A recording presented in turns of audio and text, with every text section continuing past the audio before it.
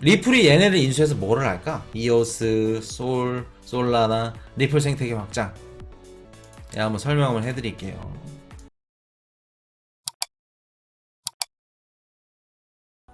자, CFTC 위원장, 암호화폐 시장 규제 준비 다 됐다. CFTC가 지금 사부작 되고 있어. 굉장히 지금 막 암호화폐 규제를 지네가 다 하겠대. 로스틴 베넘이라고 이번에 상품거래위원장 새로 왔죠. 로스틴 베넘 형님. 이 형님이 규제에 대해서 완전히 준비가 됐대. 이게 무슨 얘기일까? SEC에서 비트코인 현물 ETF를 승인 안 해주는 이유 중에 하나가 뭐냐면, 지네가 담당하고 지네가 관리할 수 있는 규제 목록들이 정확하지가 않아. 자, 뭔 뜻이냐? 블록파이 이번에 SEC한테 벌금 5천만 달러 주고, 5천만 달러는 22개 주가 영업한 미국 50개 중에 20몇 개 주한테 이제 나눠가지고 벌금을 냈죠. 그 뜻은 암호화폐 업계나 이런 애들이 돈이 많기 때문에 지네들이 담당하고 규제하는 목록들이 많으면 많을수록 집에 사각박스가 다 쌓이는 거야. 이런 식으로. 게리 겐슬러 형님이. 그러면 게리 겐슬러 입장에서 SEC에서 많은 부분을 규제해야 되는 게 좋을까? 아니면 CFTC한테 권한을 위임을 하는 게 좋을까? 당연히 자기가 하는 게 좋겠지. 근데 자기가 아직 하는 것도 정확히 나와있지 않았어. SEC 소송이 끝나지도 않았어. 근데 비트코인 현물 ETF를 승인해준다? 어불성설이죠. 말이 안 되지. 개인적인 생각으로는 리플 SEC 소송은 비트코인 현물 ETF 승인보다는 먼저 나올 확률이 높습니다. 자, 요거 얘기 나온 김에 리플 얘기를 바로 해드려야겠구나. 자, 지금 CFTC에서 암호화폐 시장 규제 준비 다 됐다고 합니다. 다 됐대요. 그 뜻은 앞으로 CFTC에서 우리 암호화폐 가상자산 업계를 규제하고 관리하고 담당하는 이런 분야들이 늘어난다는 걸 뜻합니다. 미 상원 농무위 가상자산 CFTC 관할법 발의, 이런 식으로 CFTC에서 담당을 한다고 합니다. 자, CFTC EU 집행이야 가상자산 논의, 글로벌 수준 규제 마련한다. 글로벌 정책 간담회에서 이런 식으로. 자, 그러면 우리 코인리시 가족분들 생각은 어떠신가요? CFTC에서 비트코인이나 뭐 우리가 알고 있는 리플 관리를 한대. 그럼 우리한테 좋을까 나쁠까? 모르겠어요. 나쁩니다. 별로예요. 좋다. 좋으면 왜 좋을까? 나쁘면 왜 나쁠까? 내가 수량 많으면 땡큐. 리플이 셀시우스 인수를 합병 고려 중이다. 요런 얘기를 들어보셨을 겁니다. 요거 기사들 지금 많은 매체들이 다루었고 뭐 방송들 많이 나왔죠. 리플이 셀시우스를 인수한대. 이게 뭘까? 뭐 고려 중이니까 아직 뭐 오피셜은 아니겠지만 이런 얘기들이 나오는 이유. 셀시우스가 어떤 곳인지 알죠? 우리 디파이 플랫폼, 암호화폐 대출 플랫폼. 얘네들이 지금 이제 파산 절차를 밟고 있고 부채를 계속해서 이제 쌍갑에 막 매수를 지금 들어가고 있는 상황입니다. 들어가고 있는 상황이고, 골드만삭스가 얘네 인수한다고 얘기가 나왔었죠.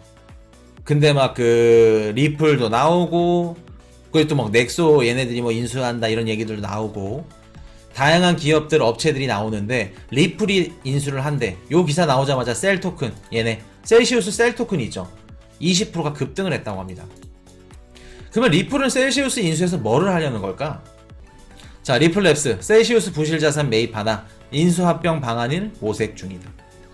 자, 얘네가 이제 셀시우스인데 이런 식으로 암호화폐를 예치해서 막 이자를 주고 또 암호화폐 담보로 또 대출도 받고 그런 대출 플랫폼, 랜딩 플랫폼이에요. USDT, ERC, EC, 뭐 BUSD, ZUSD, 스테이블 코인도 막 이렇게 예치해놓고 이자도 받고 TUSD 이런 식으로. 리플이 얘네를 인수해서 뭐를 할까? 이오스, 솔라나, 리플 생태계 확장. 한번 설명을 해드릴게요. 아주 리플, 제가 저번에 리플 영상 하나 올려드렸더니 어떤 분이 댓글로 뭐 리플 제대로 읽지도 않았습니다. 그냥 채널에서 연구 제재시켜 버렸는데 뭐라 그러냐면은 뭐 리플 관련해서 공부 좀 하시라고, 브라질 뭐 누뱅크 파트너십 맺은 것 좀 보시고, 그거 제가 작년에 다뤄드렸는데 대한민국 방송 중에 제일 첫 번째로 그리고 뭐 또 뭐가 생태계가 뭐 연결이 되면 뭐 10년이 걸리고 뭐가 걸리고 뭐 리플 뭐 많이들 알고 계시겠죠. 뭐 전문가들도 많고. 자, 말씀 한번 드리면 지금 리플이 셀시우스 인수 합병 얘기가 나오고 있습니다.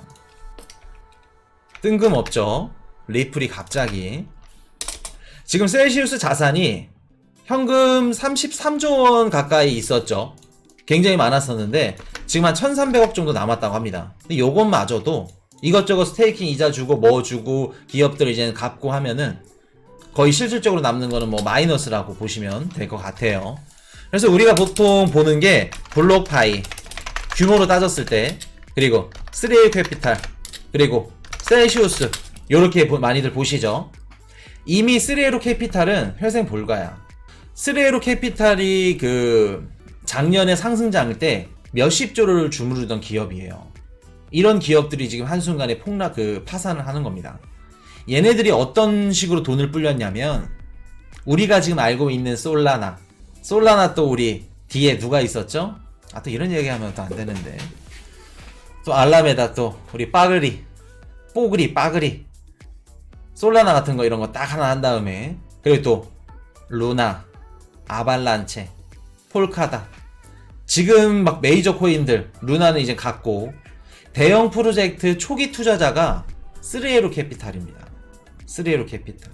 얘네들이 이런 식으로 돈을 불려왔어요. 몇십조 가까이. 그래서 얘네들이 돈을 어떤 방식으로 이제 돈을 벌었냐면, 거래소나 이런 기관들 상대로 랜딩을 해줘. 주요 고객이. 돈 많은 애들. 뭐 중국 거래소야?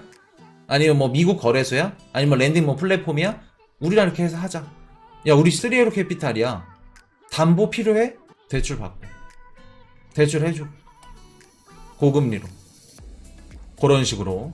그렇기 때문에 3A로 캐피탈이 무너지면서 나머지 연관되어 있던 다 기관들, 암호화폐 거래소들 다 추풍낙엽처럼 다 쓰러지게 된 거죠.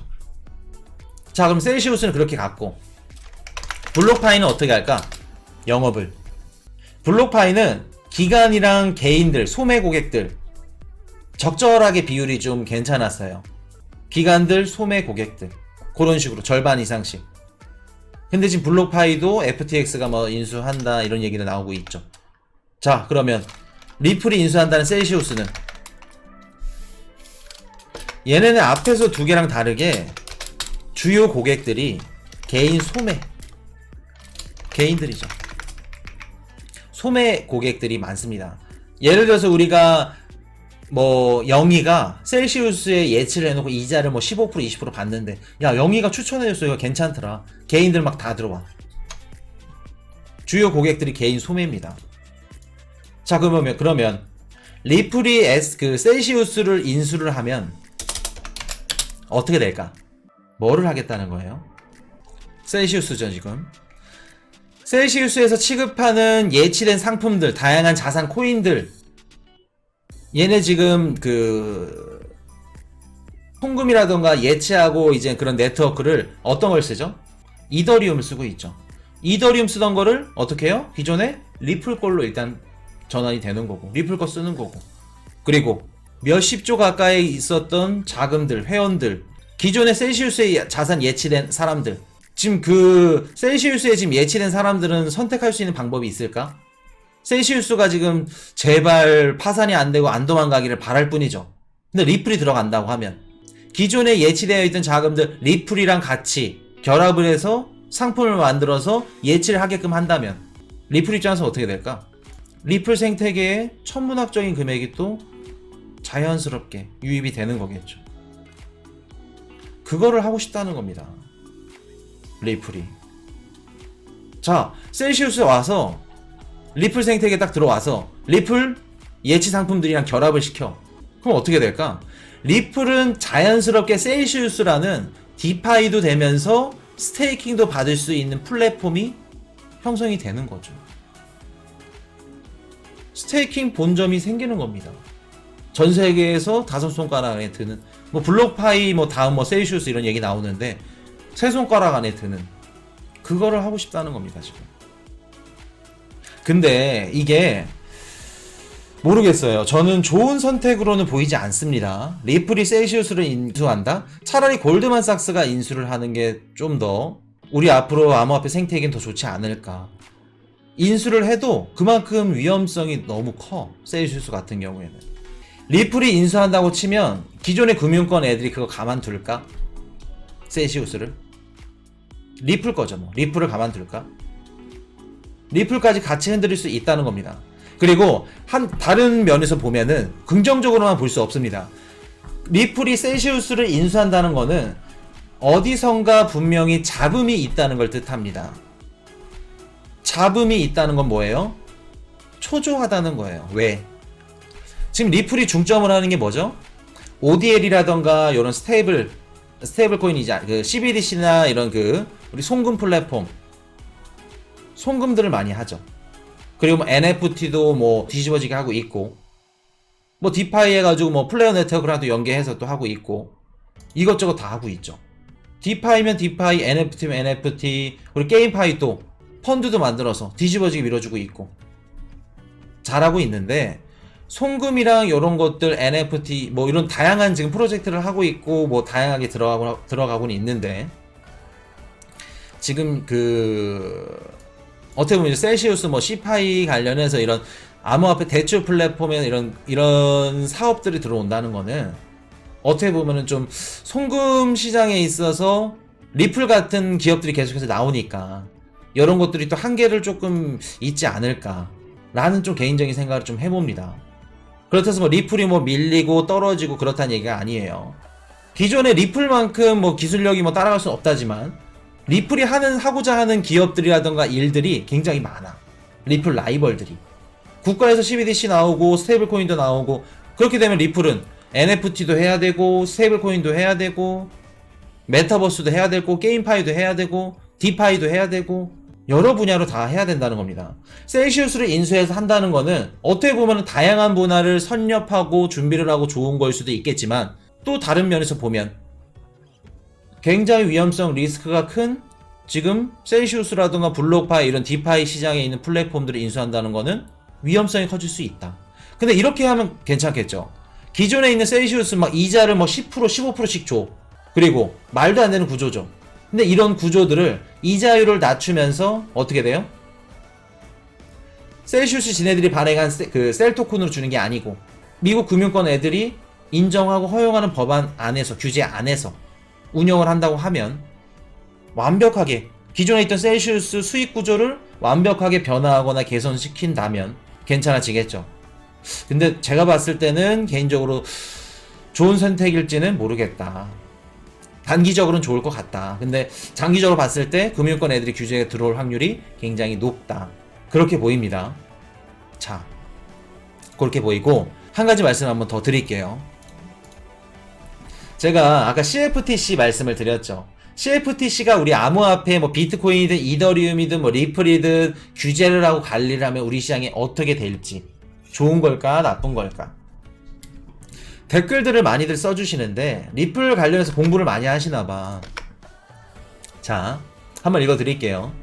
코인이슈님, 리플이 만약에 리플 SEC 소송에 져가지고 증권형 토큰으로 분리가 되고 뭐 상장 폐지를 당하고, 그럼 리플은 뭐 IPO해서 기업 상장을 통해서 주식 시장에 상장이 되면, 나스닥에 상장이 되면 그런 것들이 좋은 건가요? 또 SEC에서 규제를 하는 게 좋은 건가요? 아니면 리플이 자산으로 분리가 돼서 CFTC에서 규제가 되는 게 좋은 건가요?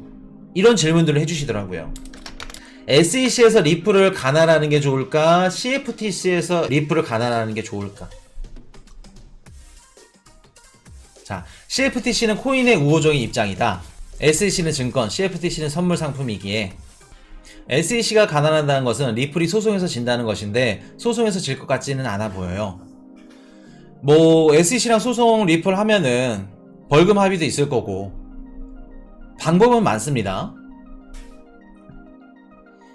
자, 리플 관련해서는 막 많은 분들이 얘기한 댓글 달면은 막 전문가들이 많아. 자, 최근 들어서 CFTC가 암호화폐 시장 규제 준비에 굉장히 적극적이죠. 이번에 새로운 CFTC 위원장 로스틴 베넘이 준비 다 됐대. 암호화폐 규제할 준비 다 됐대. 게리 겐슬로 들으라고 얘기하는 거죠. 자, 그러면 리플이 SEC의 규제를 받는 게 좋을까? CFTC의 규제를 받는 게 좋을까? 물론 정답은 정해져 있어. SEC에도 규제 안 받고 CFTC에도 규제 안 받는 게 제일 좋겠죠. 지금의 비트코인이나 이더리움 같은 상황. 근데 앞으로 비트코인도 CFTC에 받을지 SEC에 받을지 결정을 해야 됩니다. 결정은 걔네들이 하는 거고 우리는 결정한 대로 따라가는 거고 결정이 어떨 거에 대해서 따라 분석을 하고 예측을 해서 좀 더 우리가 유리한 포지션에 있는 게 맞는 거고. 자, 그러면 내가 갖고 있는 리플이 CFTC에서 규제를 한대. 이제 CFTC에서 규제를 하게 되고 자산으로 빠지게 된대, 성향이. 이게 보시면 뭐냐면 2003년도입니다. 금 선물 ETF가 승인이 됐고 2003년도부터 쭉 지금 2018년도까지 금 가격 추이 그래프입니다. 요거 보시면은 2003년도 비트코인 선물 ETF 딱 터지자마자 쭉 올랐어요. 결과적으로는 400%에서 한 500% 정도 상승을 했죠. 지금까지 금 가격이.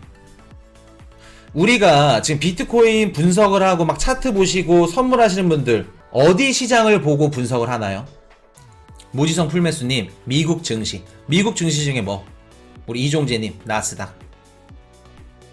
지금은 어떤 시장이랑 비교를 할 수가 없어. 규제도 없고 비트코인이 뭐 어떤 상품인지도 모르기 때문에. 근데 성향이 비슷한 미래 중심, 미래와 나중에 그 가치에 대해서 긍정적인 생각을 갖고 베팅을 하는 나스닥 관련 주들이, 비트코인도 그런 관련 주니까 그렇게 생각을 하고 나스닥 관련해서 나스닥 그 차트를 보고 우리가 분석을 합니다. 근데 만약에 CFTC에서 규제를 한대.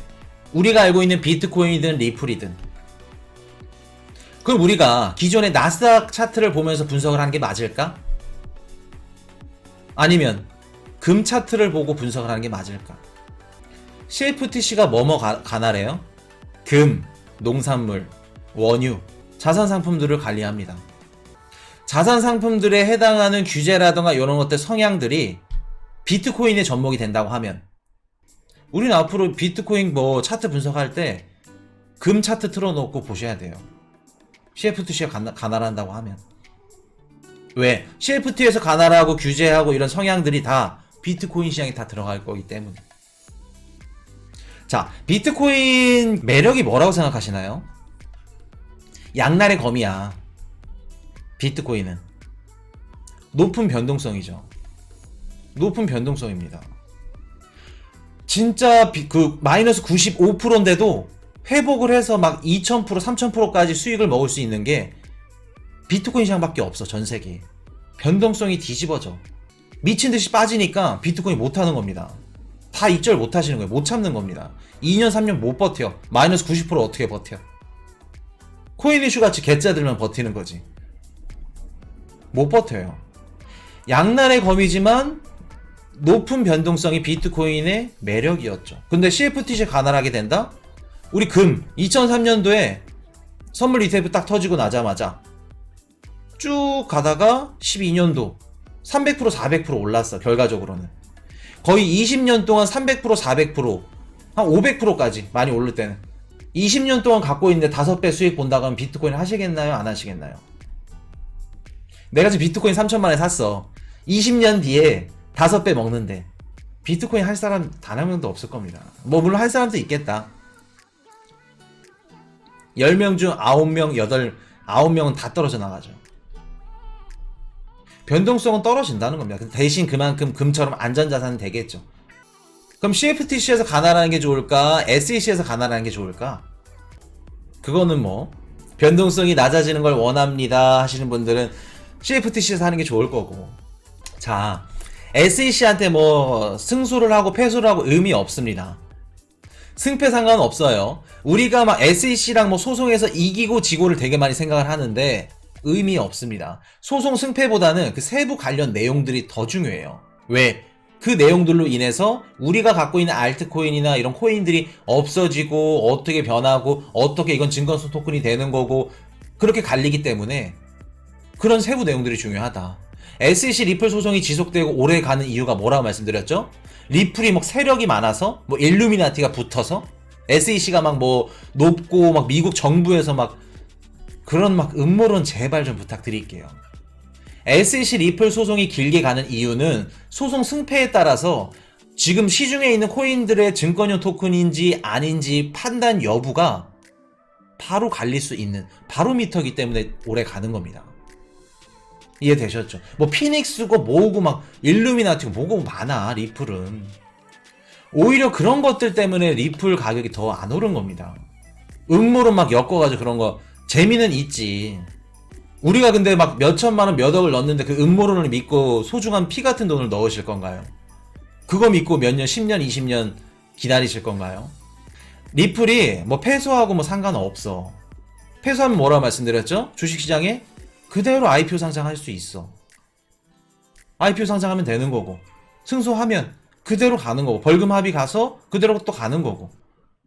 SEC에서 가난하든 CFTC에서 가난하든 큰 차이 없다. 의미 없다. 단 우리가 변동성을 봤을 때, 앞으로 가격 추이를 봤을 때 CFTC보다는 그래도 어차피 규제를 하는 기관들은 존재합니다.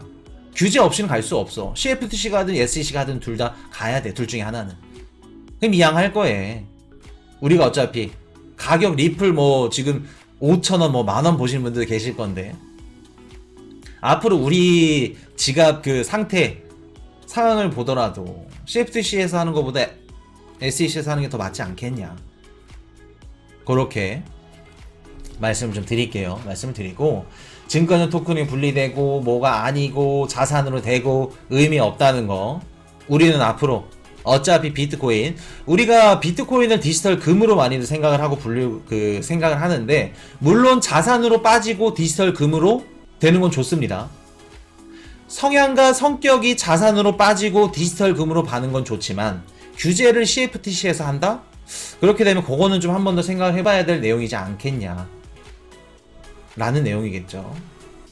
이해되셨죠? 그래서 성격과 성향은 자산이고 디지털 금인 건 좋지만 규제 기간은 SEC에서 하는 게 더 낫지 않겠냐, 이런 말씀을 드리겠습니다. 진짜 CFTC 하면은 우리가 이제 분석을 하고 예측을 하고 하는 때 곡물 막 그 차트 갖다 놓고 예측을 해야 됩니다. 막 전쟁 터지고 막 화폐들이 막 다 휘청거릴 때 금 오르죠. 금이랑 같이 비트코인 같이 오르는 거예요. 그렇게 분석하셔야 돼요. 그런 시절이 올 수도 있다는 겁니다. 자, 근데 한 가지 말씀을 드릴 건, 비트코인 현물 ETF 승인이 되기 전까지는 CFTC가 가날하든 SEC가 가날하든 무조건 가격은 우리가 지금 샀던 금액보다는 400%에서 500% 이상은 최소 못해도 먹는다. 왜? 우리 과거 차트가 보여주죠. 역사적 차트가. 비트코인 현물 ETF 승인이 아직 안 터졌기 때문에 CFTC가 가난하더라도 최소 못해도 400% 500%는 먹는다. 걱정할 거 단 한 개도 없다. 그렇게 말씀을 드리겠습니다. Hey, I got a confession. Been losing all momentum.